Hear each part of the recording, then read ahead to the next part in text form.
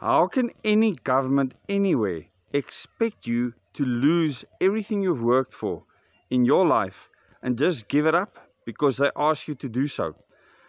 Throughout the world history, people have fought wars over tracts of land, over pieces or stretches of water, over dams, over many different things.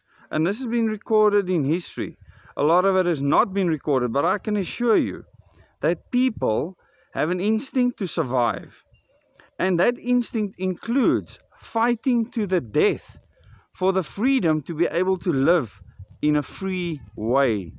Now we are standing at a point in our country's history where our government is expecting of many of us to give up everything that we've worked and fought for, and the liberties that we should enjoy, to give that up and for us to just accept it. How on earth can any government, I don't care who they are, expect you to lose everything? For no reason in the world has President Cyril Ramaphosa and his cronies in government, because they are terrorists, that's all they are terrorizing us right now. How can they ask us to lose everything we've worked for? They have no right to do that, for no reason whatsoever.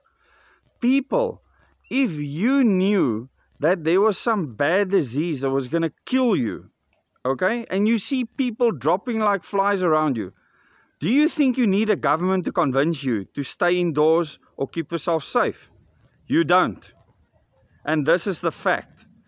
And the proof is in the pudding. Why are people going to the beaches? Why are people walking outside without masks on? Because they don't need it. They don't believe in what you're saying, President Cyril Ramaphosa. They don't believe your lies anymore. And this is why they are disobeying you. Soon, if you keep on killing their livelihoods, they are going to throw you out of government, because this is what happens throughout history. People will go to a point where they are hungry, where they see that every last drop of their survival is gone, and they will come for you because you are asking them to lose everything. How do you sleep at night? How can you have a conscience or even a heart or a slight bit of humanity in you and expect people in a speech to lose everything and say how sorry you are, when you are earning a salary still, when all your government cronies are earning a salary still, when all the people in government services are still earning salaries, and other people are expected to earn nothing? Well, I can tell you what is going to happen to you. You will go down in history as the biggest failure as president of this country. And a lot of people, when President Jacob Zuma stepped down, said that good riddance, and we're so glad that we'll have Cyril Ramaphosa. What did I say at the time? There will come a time where you will rather have wanted Jacob Zuma in office than Cyril Ramaphosa, and that time has come. And the reason for that is that Jacob Zuma would have never allowed this to happen. Never, ever would this lockdown have happened in this way with him in charge. And a lot of you might say, but it would have probably been worse. You're wrong. There's lots you don't understand. And if you come to my meetings, I'll make that clear to you, and you'll start to understand what is actually happening behind the scenes. And I'm getting really, really fed up at this stage with our government and the situation that they've put the people of South Africa in. With what I've seen up here in Gauteng, it is clear that the government has a very strong hold on many of the people here. Cape Town people are different. Down there, they willfully disobey these regulations because they understand their liberties and freedoms better, obviously, than many of the people up here. And this is sad. So in my meetings, I will explain to you what the Bill of Rights says, what the Constitution says with regards to your rights. And the fact that we're only under a state of disaster and not a state of emergency. Under a state of emergency, the Constitution and the Bill of Rights fall away. But currently, we are under a state of disaster, which means that all our rights and privileges are still intact. And because of that, President Cyril Ramaphosa, you cannot ask us to lose all our livelihoods. There is no war going on. Don't call it a war against a virus which you haven't even freaking seen. Do you have any idea what you are killing people for? People are committing suicide because they see no way out. That blood is on your hands.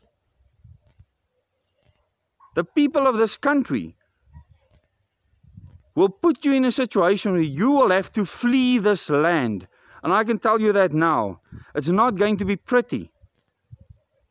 And this won't have to come from me. The hungry masses will come for you. This is for sure. And there's no ways that you can stop hungry tummies from wanting to get food and a way to survive and to live in this land that you have ruined, absolutely ruined. But then again, you were trained to do this. You know exactly what you are doing. Come here with your fake addresses on a teleprompter with speeches written by someone else. I think it's time for you to step down and let this country into a new dispensation where we can elect our leaders directly. Get your ANC cronies to step down and get people to elect their leaders in a new system where we can elect the president directly, where you are not the president of your party, president of the country and chair of the African Union, where you are another citizen concerned for the other citizens. But you don't know how to do that. So we will have to find someone else to be our president. We'll have to find other premiers and we'll have to find other mayors.